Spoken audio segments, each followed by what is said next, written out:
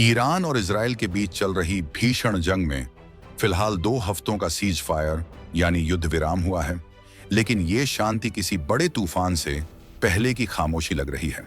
America ने अपनी navy को पूरी तरह मिडिल ईस्ट में झोंक दिया है और इजराइल के साथ मिलकर ईरान पर दबाव बनाने की कोशिश कर रहा है, मगर ईरान ने एक ऐसा दांव चल दिया है जिसने वैश्विक अर्थव्यवस्था की नींव हिला दी है।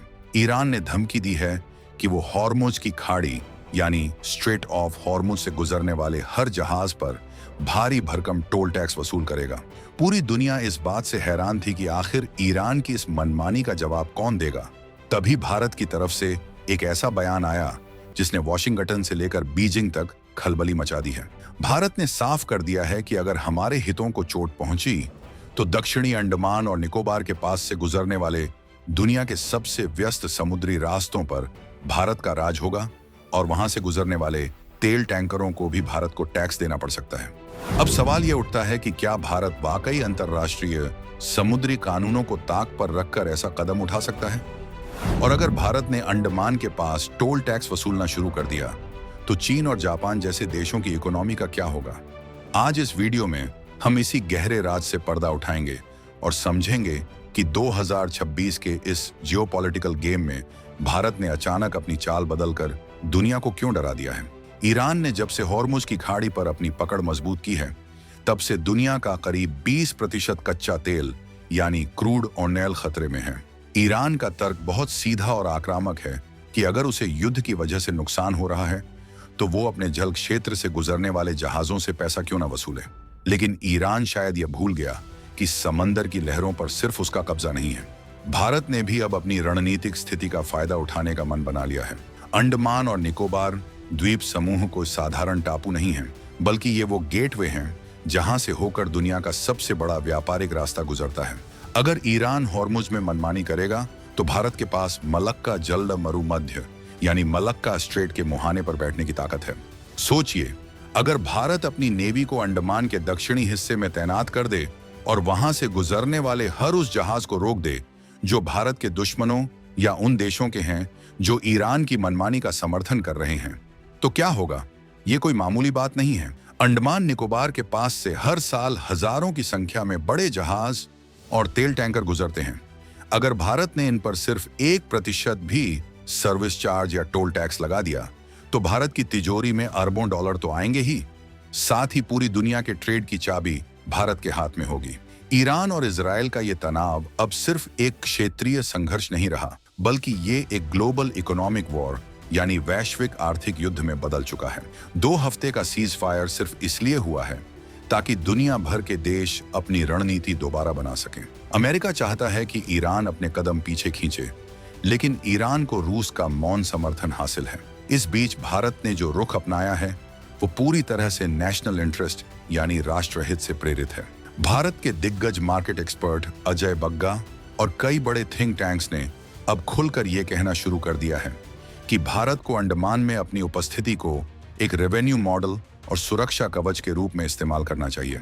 भारत का ये तेवर देखकर सबसे ज्यादा पसीने चीन के छूट रहे हैं। चीन अपनी एनर्जी सप्लाई के लिए पूरी तरह से मलक्का स्ट्रेट पर निर्भर है। अगर भारत ने अंडमान के पास अपनी चौकसी बढ़ा दी और वहां से गुजरने वाले चीनी टैंकरों पर सिक्योरिटी टोल वसूलना शुरू कर दिया तो चीन की कमर टूट जाएगी। 2026 का भारत अब सिर्फ रक्षात्मक नहीं है, बल्कि वो अपनी जियोग्राफिक लोकेशन का इस्तेमाल एक हथियार के तौर पर करना सीख गया है। दुनिया को यह समझना होगा कि अगर मिडिल ईस्ट के रास्तों पर टैक्स लगेगा तो हिंद महासागर के रास्तों पर भी भारत का ही हक चलेगा। चलिए अब थोड़ी बारीकी से समझते हैं कि यह पूरा खेल आखिर काम कैसे करेगा। आप इसे ऐसे समझें जैसे आपके मोहल्ले की मेन सड़क पर कोई दबंगई दिखाकर टोल वसूलने लगे तो आप भी अपने घर के सामने वाली सड़क पर बैरिकेड लगा देंगे। ईरान ठीक वही कर रहा है। हॉर्मुज की खाड़ी एक बहुत ही पतला समुद्री रास्ता है जहां से ओमान और ईरान की सीमाएं लगती हैं। दुनिया का ज्यादातर तेल यहीं से निकलता है। अगर ईरान यहां टैक्स लगाता है तो तेल की कीमतें आसमान छूने लगेंगी। भारत अपनी ऊर्जा जरूरतों के लिए इसी रास्ते पर निर्भर है, इसलिए भारत ने सीधे तौर पर यह संकेत दिया है कि हमारे पास भी एक ऐसा पॉइंट है जहां से दुनिया का दम घुट सकता है। अंडमान और निकोबार में भारत ने पिछले कुछ सालों में जो इंफ्रास्ट्रक्चर खड़ा किया है वो अब काम आने वाला है। ग्रेट निकोबार में बन रहा इंटरनेशनल ट्रांसशिपमेंट पोर्ट अब सिर्फ व्यापार के लिए नहीं बल्कि सामरिक बढ़त के लिए तैयार है। अगर भारत वहां टोल वसूलने का फैसला करता है तो उसे अपनी नेवी की भारी तैनाती करनी होगी। क्या भारत इसके लिए तैयार है? जवाब है हाँ। 2026 तक भारतीय नौसेना की ताकत और उसके पास मौजूद एयरक्राफ्ट करियर की क्षमता इतनी बढ़ चुकी है कि वो पूरे मलक्का स्ट्रेट को घंटों में ब्लॉक कर सकती है।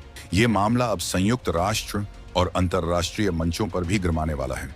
इंटरनेशनल मैरीटाइम ऑर्गेनाइजेशन के नियम कहते हैं कि खुले समंदर में कोई भी देश टैक्स नहीं ले सकता, लेकिन ईरान का कहना है कि वो अपनी समुद्री सीमा की सुरक्षा के बदले पैसा मांग रहा है।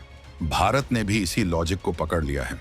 अगर भारत कहे कि हिंद महासागर में जहाजों की सुरक्षा की जिम्मेदारी उसकी है और इस सुरक्षा के बदले उसे प्रोटेक्शन फीस चाहिए, तो दुनिया का कोई भी कानून भारत को रोक नहीं पाएगा। ये एक बहुत ही शातिर और दमदार डिप्लोमेटिक चाल है। जब हम 2026 के आंकड़ों की बात करते हैं तो भारत की इकोनॉमी अब $5 ट्रिलियन को पार कर चुकी है। ऐसे में भारत अपनी सप्लाई चेन के साथ कोई भी खिलवाड़ बर्दाश्त नहीं कर सकता। ईरान की जंग ने सप्लाई चेन को पहले ही तोड़ दिया है। ऐसे में भारत का अंडमान कार्ड खेलना यह बताता है कि हम अब किसी के रहमोकरम पर नहीं जीने वाले। अगर दुनिया हमारे लिए मुश्किलें पैदा करेगी तो हम भी दुनिया को आईना दिखाना जानते हैं। अमेरिका और इजराइल इस वक्त ईरान को घेरने में व्यस्त हैं। वहीं चीन चुपचाप अपनी चालें चल रहा है। लेकिन भारत ने अंडमान के जरिए अपनी जो लाइन खींची है उसने चीन के मलक्का डिलेमा को और भी डरावना बना दिया है। आपको क्या लगता है, क्या भारत को वाकई अंडमान में टोल टैक्स वसूलना चाहिए?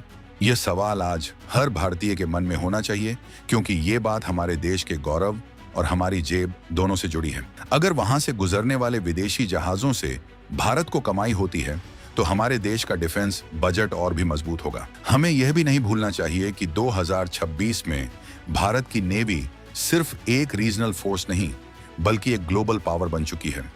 हमारी स्कॉर्पियन क्लास सबमरीन और स्वदेशी विध्वंसक जहाज इस वक्त समंदर की गहराइयों में पहरा दे रहे हैं।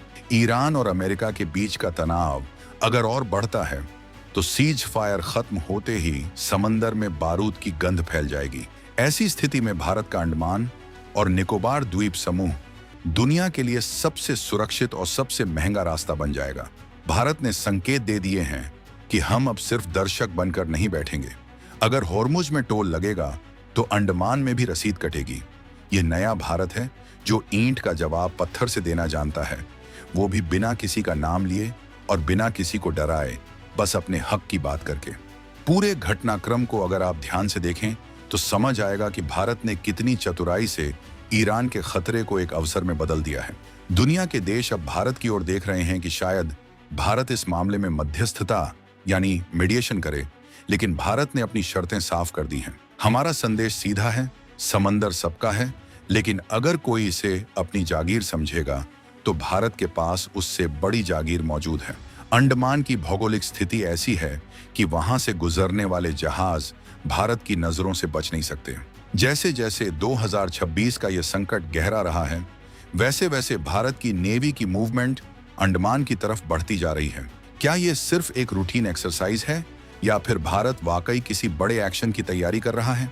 एक्सपर्ट्स का मानना है कि भारत इस वक्त वेट एंड वॉच की स्थिति में है, लेकिन एक बात तो तय है, भारत ने जो दांव चल दिया है उससे पीछे हटने का सवाल ही नहीं उठता। चीन के जहाजों को अब हर पल ये डर सताएगा कि कब भारत उनके लिए अपने दरवाजे बंद कर दे या उनसे भारी भरकम फीस मांग ले। इस पूरे विवाद में एक और पहलू है जो बहुत महत्वपूर्ण है, वह है टेक्नोलॉजी और सर्विलांस। भारत ने अंडमान में ऐसे रडार और सेंसर्स लगा दिए हैं जो सैकड़ों मील दूर से ही हर जहाज की पहचान कर सकते हैं। 2026 के इस दौर में डेटा ही सबसे बड़ी ताकत है। भारत को पता है कि किस जहाज में कितना माल है, वो कहां से आ रहा है और कहां जा रहा है। इसी डेटा के दम पर भारत टोल टैक्स का पूरा सिस्टम खड़ा कर सकता है। यह सिस्टम इतना सटीक होगा कि कोई भी जहाज भारत की परमिशन के बिना उस इलाके से गुजरने की हिम्मत नहीं करेगा। अब आप सोच रहे होंगे कि क्या इससे महंगाई नहीं बढ़ेगी? बिल्कुल बढ़ेगी, लेकिन ये महंगाई उन देशों के लिए होगी जो भारत के हितों के खिलाफ काम कर रहे हैं। भारत अपने मित्र देशों के लिए रियायतें भी रख सकता है। यही तो असली पावर गेम है। जो हमारे साथ है उसके लिए रास्ता साफ है और जो हमारे खिलाफ है उसे टैक्स की मार झेलनी होगी। 2026 का भारत अपनी दोस्ती और दुश्मनी दोनों ही बड़ी शिद्दत से निभाना जानता है। ईरान अगर अपनी जिद पर अड़ा रहा तो भारत का ये अंडमान वाला मास्टर स्ट्रोक पूरी दुनिया की जियोपॉलिटिक्स को हमेशा के लिए बदल देगा। ईरान की जंग और इस सीज फायर के बीच का ये समय भारत के लिए बहुत ही नाजुक और महत्वपूर्ण है। हमें अपनी सेना को और भी ज्यादा मजबूत करना होगा और अंडमान निकोबार को एक अभेद्य किले में तब्दील करना होगा। सरकार इस दिशा में तेजी से काम कर रही है। नए एयरबेस, नए डॉकयार्ड्स और बेहतरीन मिसाइल सिस्टम वहां तैनात किए जा रहे हैं। ये सब इसलिए है ताकि कोई भी ताकत हमारी समुद्री सीमाओं की ओर आंख उठाकर देखने की जरूरत न करे।